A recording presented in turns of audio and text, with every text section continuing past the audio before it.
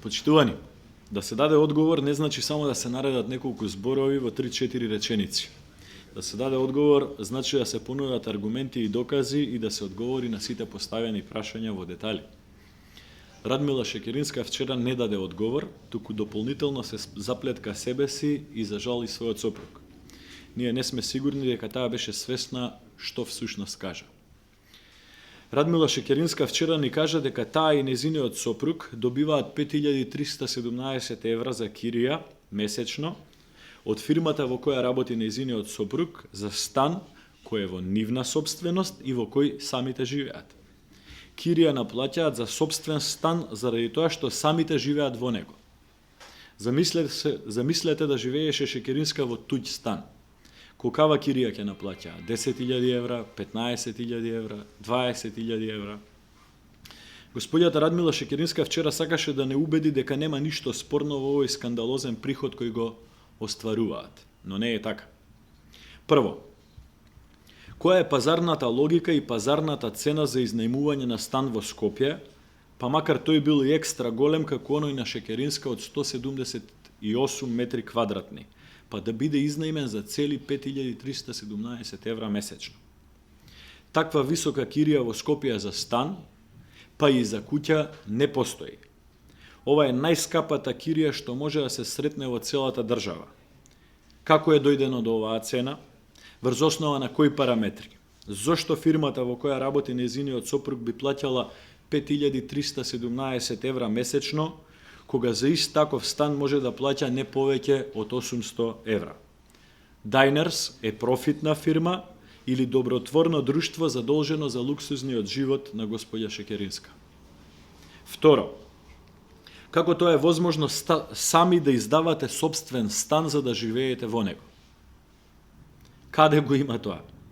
Кој друг човек во оваа држава го издава собствениот стан, наплаќа енормно голема кирија за сам да живее во него? Нема други такви. Радмила Шекеринска мисли дека сега сите граѓани треба да и веруваат. По нејзината логика, секој човек што има собствен стан треба да наплаќа кирија од фирмата каде што работи заради тоа што живее во собствениот стан. Трето, со киријата која наплаќаат за овој стан, тие всушност за 3 години и 4 месеци ја добиваат сумата која ја платиле за да го купат истиот стан. Нема пазарна логика. Ова господјо Шекеринска не врви. Вакви приходи не се остваруваат нити од бунар за нафта, а не па од издавање на стан на самиот себе си. Би сакале да потенцираме дека сумата која семејството на Шекеринска ја добива само по овој основ е неразумно висока и незамислива за било кој граѓанин на оваа држава. Шекеринска добиваат 63.811 евра годишно или 10.716 денари дневно. 10.716 денари дневно. Значи, семејството на Радмила Шекеринска има дневен, повторувам, дневен приход од 10.716 денари само по овој основ, за кирија на собствениот стан во кој самите живеат. Ова е повеќе од минималната плата во Република Македонија што работниците добиваат за работа цел месец. Ја замолуваме господјата Радмила Шекеринска да не држи часови и лекции на сите околу себе. Ниту нам, ниту на јавноста, ниту на својата партија. Очигледно нема што многу да не научи, а тоа да е пристојно и коректно.